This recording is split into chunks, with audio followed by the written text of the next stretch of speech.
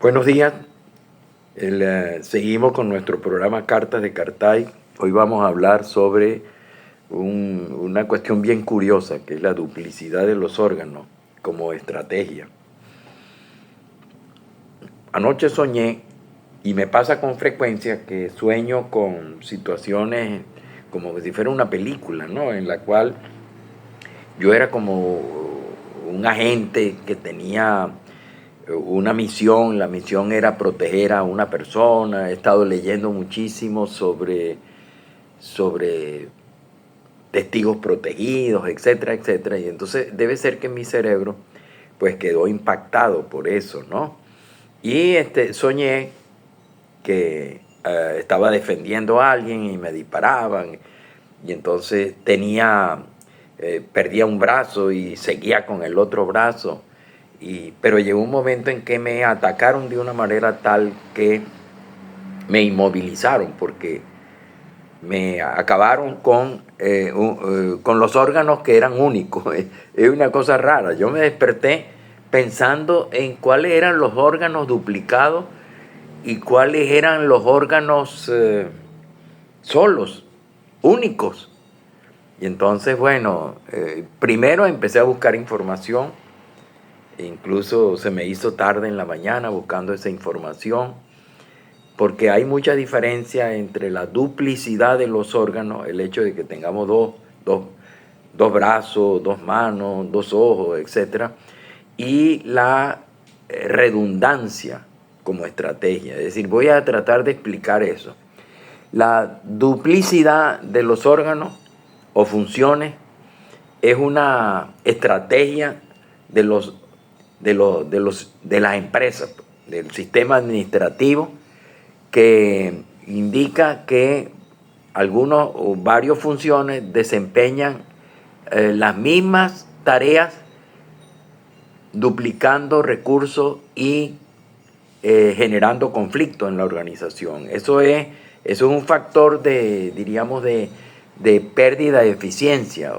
Y por supuesto las empresas tratan de, como de lugar, de eliminar esas duplicidades de funciones, porque son redundantes, ¿no? Mientras que la estrategia del organismo, el organismo biológico, vamos a distinguir entre el organismo biológico y el organismo administrativo. En el organismo administrativo o en las empresas, la duplicidad de los órganos es pérdida de eficiencia y es un gasto, un despilfarro. Mientras que en el organismo biológico, la duplicidad, que no la llaman duplicidad, en realidad no es una duplicidad. La duplicidad es cuando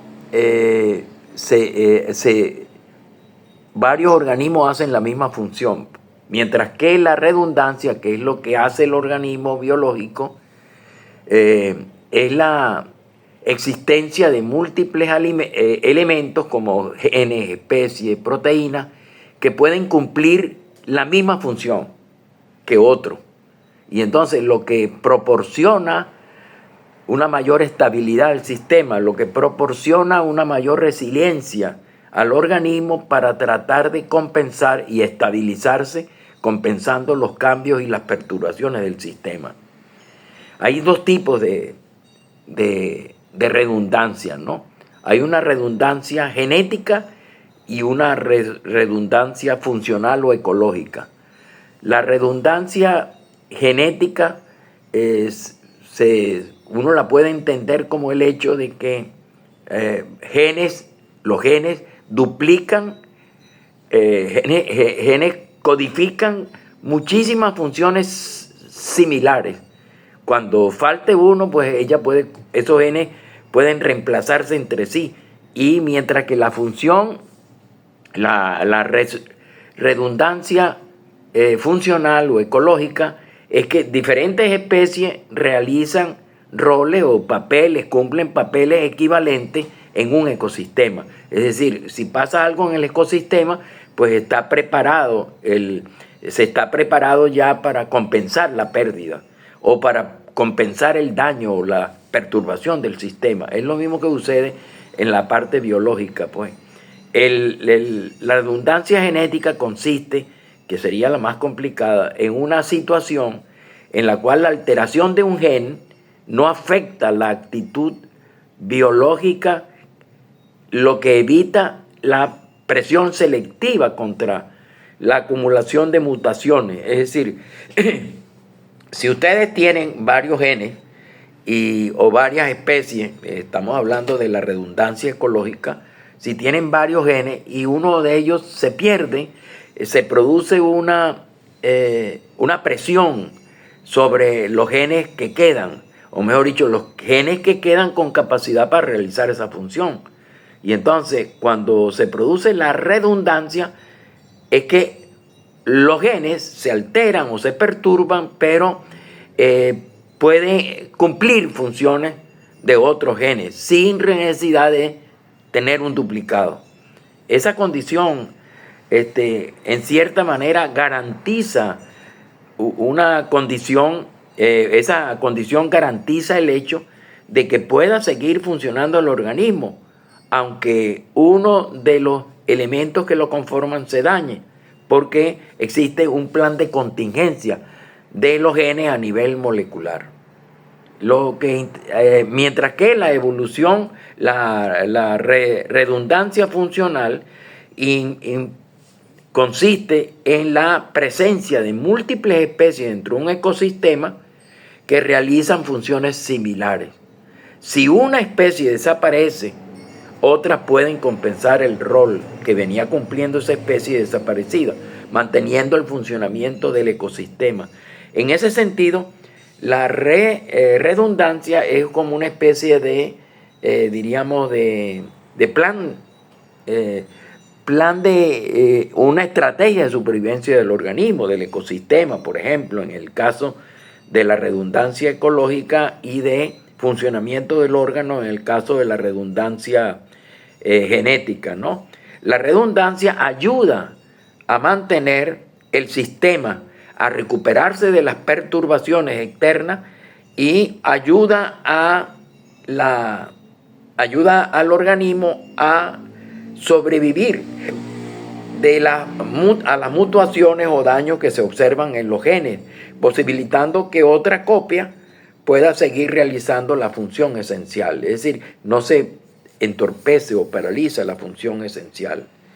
Entonces, nosotros tenemos órganos duplicados, por ejemplo, órganos duplicados como los riñones, los pulmones, los ojos, las manos, los brazos, las piernas, los pies. Eso hace que esos órganos duplicados garanticen, por la redundancia, la eficiencia del sistema, garantice que continúan las funciones vitales del organismo, a pesar de que uno de los órganos falle y que pueda ser extirpado, eliminado, cualquier cosa, ¿no? Entonces, pero en el organismo hay órganos que son únicos y órganos que son duplicados. Los organismos duplicados, necesito otro pulmón. Los organismos duplicados son aquellos como, por ejemplo, los riñones, los pulmones, los ojos. También tenemos los pies, las manos. Mientras que hay otros órganos que son únicos. Con ellos se produce otra cosa. Los órganos únicos son el corazón, el hígado, el vaso, etcétera, etcétera. Entonces, en el caso de los órganos únicos, como el corazón, por ejemplo, que es muy importante y que tiene una función vital, la duplicación no mejoraría la eficiencia del funcionamiento del órgano. Entonces, la única forma es reemplazarlo poniendo otro corazón nuevo, o no habiendo la posibilidad de que alguien duplique la función que cumple el corazón. Entonces la única forma sería reemplazarlo o intervenirlo, limpiando, diríamos, las diferentes vías que conducen la sangre al corazón. ¿Por qué? Porque la evolución por lo general es muy avara. La evolución es, por lo general, es muy precisa y busca no desperdiciar energía produciendo duplicados del cuerpo, a menos que haya un valor de sobrevivencia para el individuo. Por ejemplo, tener dos órganos, en el caso que lo hemos dicho, asegura la necesidad específica, porque si perdido uno puede trabajar con el otro. Los órganos dobles no impiden, cuando se pierde uno de los órganos dobles, como un ojo, una mano, un pie, eso no significa que no continuemos viviendo.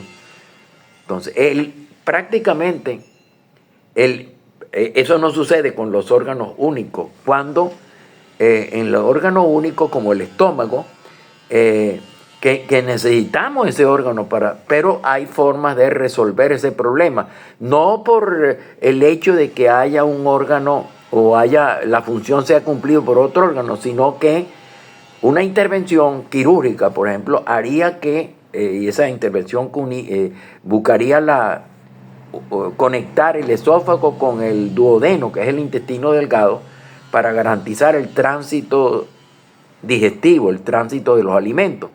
Y esa es una operación que se hace médica, que se llama anastomisis.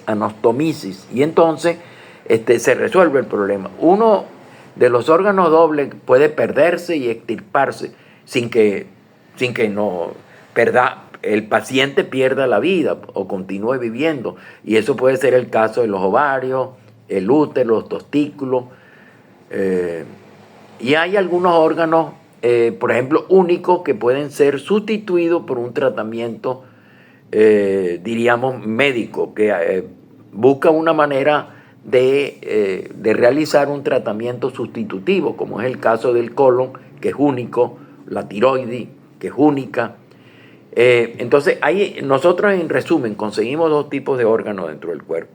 Y ese era el sueño. Me desperté pensando cuáles eran los órganos duplicados. Y me conseguí que en realidad no se aplica el término, el concepto de duplicidad de los órganos, sino lo que se aplica es el concepto de redundancia genética y redundancia ecológica o redundancia funcional. Es decir, que hay órganos que cumplen varias funciones equivalentes y pueden reemplazar temporalmente, diríamos, al otro órgano. Bueno, nosotros entonces tenemos órganos que son pares, que se presentan como pares, que pueden extirparse, sin que se comprometa la vida del paciente. Hay órganos, además, órganos únicos, cuya ausencia incluso se puede nacer sin ellos, cuya ausencia no impide que la vida se desarrolle, como es el caso de la vesícula, la amígdala, el vaso. Y hay también órganos únicos, como el corazón, cuya ausencia impide que el organismo siga viviendo. Entonces no hay forma de resolver el problema sino haciendo un tratamiento quirúrgico, reemplazando el órgano afectado o simplemente ayudándolo a que siga cumpliendo la función, limpiándolo, como dicen. Bueno, esa cuestión de la duplicidad de los órganos, el hecho de que se presenten doble, y que yo decía pensaba que era una estrategia del organismo, y no es ninguna estrategia, sino lo que es estrategia es prácticamente la redundancia, el hecho de que varios organismos cumplan funciones similares para reemplazarse en caso de alguna perturbación del sistema. Eso que funciona a nivel de la redundancia como concepto, tiene una relación teórica con lo que se llama la neuroplasticidad. Por ejemplo, tomamos el ejemplo de una persona que pierde la vista. La neuroplasticidad hace que, perdido la capacidad perceptiva de un sentido como el sentido de la vista, se fortalece la percepción de los otros sentidos para seguir percibiendo el mundo de manera diferente, pero para seguir percibiendo el mundo. Es decir, por ejemplo, cuando uno pierde la vista, se desarrollan la agudeza de los otros órganos, como el órgano del olfato, del tacto, del oído.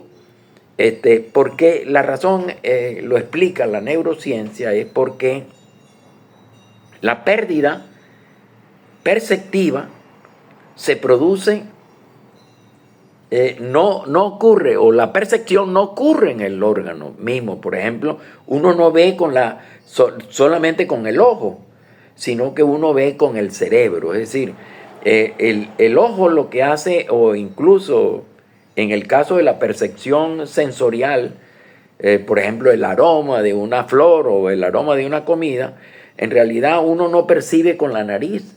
O sea, uno lo que hace es con la nariz recibirlo, diríamos, el estímulo, y lo manda al cerebro. Y es precisamente en el cerebro donde se puede, por ejemplo, percibir completamente, o se puede ver. O sea, por ejemplo, el cerebro se las arregla para seguir viendo a pesar de que uno haya perdido la visión. Y el cerebro entonces recompone la información que ahora ya no se puede conseguir, pero la recompone utilizando la información necesaria de los otros sentidos, que se vuelven más agudos. Entonces, porque es el cerebro donde ocurre todo el proceso. Si bien los órganos son los elementos o las vías, las autopistas por donde viaja la información se recompone en el cerebro. Y entonces, por eso que dice que la percepción, por ejemplo, visual, está a caballo entre la percepción sensorial y la percepción mental. O sea, que las neuronas funcionan por neuroplasticidad. El cerebro siempre está en busca de soluciones. O sea, si yo bien me dije en una de los videos anteriores que el cerebro era mentiroso, ahora puedo decir que el cerebro es súper listo. El cerebro siempre está en busca de soluciones para mejorar las posibilidades de sobrevivencia del individuo. Y el cerebro entonces compensa cualquier incapacidad o discapacidad que se presente. Por ejemplo, para compensar la discapacidad visual, la corteza auditiva se reorganiza funcionalmente, procesa de manera más rápida y eficiente los sonidos para ofrecer mayor cantidad de información que antes lo lograba uno viendo el entorno. Y la razón es que son nuestros ojos no son nuestros ojos los que ven, sino que lo que ven es nuestro cerebro. Entonces, fíjense bien, por una parte yo planteé dos problemas. Uno es el problema de la redundancia, es decir, cómo el cerebro se asiste ayudando a los órganos de percepción cuando se pierde la capacidad, la capacidad de percepción directa. Es decir, cuando algo sucede en el sistema que produce produce una perturbación, el sistema busca la manera de resolver el problema. Eso es en el caso de la redundancia genética, cuando los genes duplicados codifican funciones similares de los órganos perdidos. Y la redundancia funcional o ecológica es cuando diferentes especies dentro de un ecosistema desarrollan roles equivalentes. O sea, ellas pueden reemplazarse si uno de ellos es perturbado. Mientras que, por ejemplo, el cerebro también sigue con sus funciones, diríamos,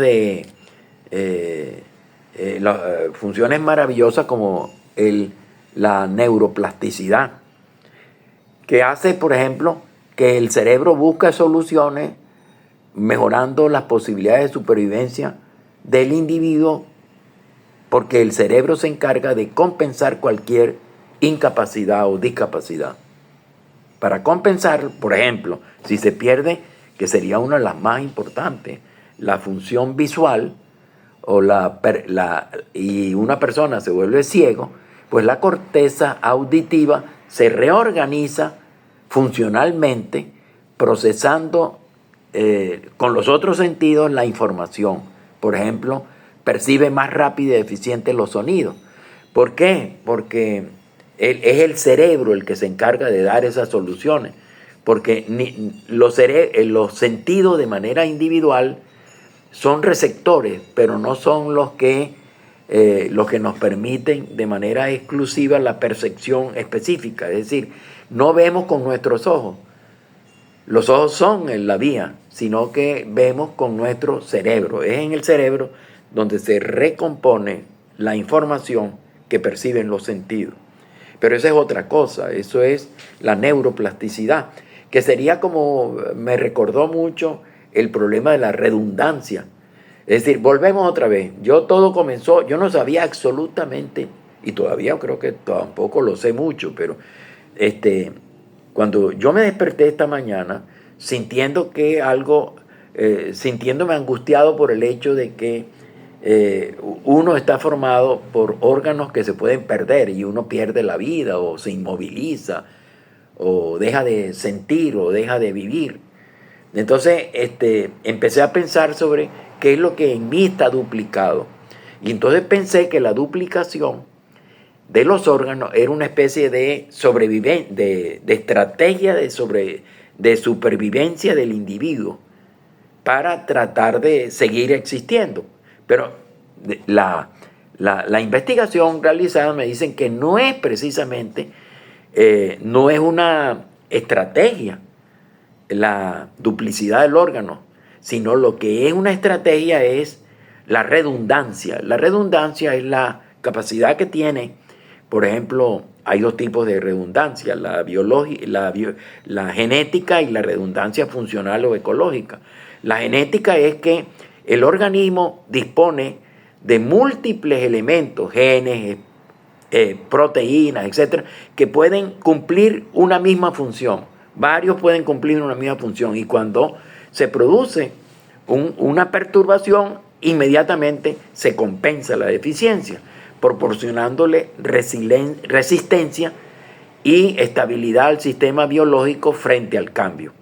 Mientras que la redundancia genética es que varios genes duplicados codifican la información para cumplir funciones similares. Faltando uno, bueno, inmediatamente los otros compensan la pérdida, la ausencia, ¿no? Entonces es una situación en la cual la alteración de un gen no afecta la actitud biológica de un organismo, evitando entonces la presión selectiva contra la acumulación de mutaciones. Entonces esa condición garantiza la estabilidad del sistema y garantiza que si uno es dañado, un gen, por ejemplo, es dañado, otro inmediatamente cumple su función, evitando, pues, por supuesto, problemas a nivel molecular. La redundancia ecológica es la presencia de múltiples especies dentro de un ecosistema que realizan funciones similares, de tal manera que si uno sufre una perturbación o un daño, otros pasan a cumplir la función diríamos, de la especie dañada. Si una especie desaparece, otras compensan el rol cumplido por ellos, dándole estabilidad y permitiendo que continúe funcionando el ecosistema. Entonces es una capacidad que tiene, es como una estrategia que tiene el organismo para resistir y recuperarse de las perturbaciones, permitiendo, bueno, que haya una mayor capacidad de sobrevivencia del individuo, de la especie. Bueno, espero haber ayudado con esos dos conceptos y por lo menos yo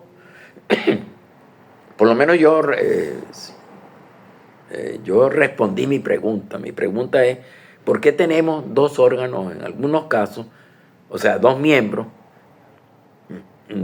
por ejemplo, y dos pulmones, dos dos manos, 2 riñones, etcétera, etcétera. Lo que sucede es que esos órganos son absolutamente indispensables para continuar viviendo. Entonces, si uno falla, el otro cumple la función. Entonces, para poder seguir garantizando la supervivencia del individuo. Hay órganos únicos que son vitales también.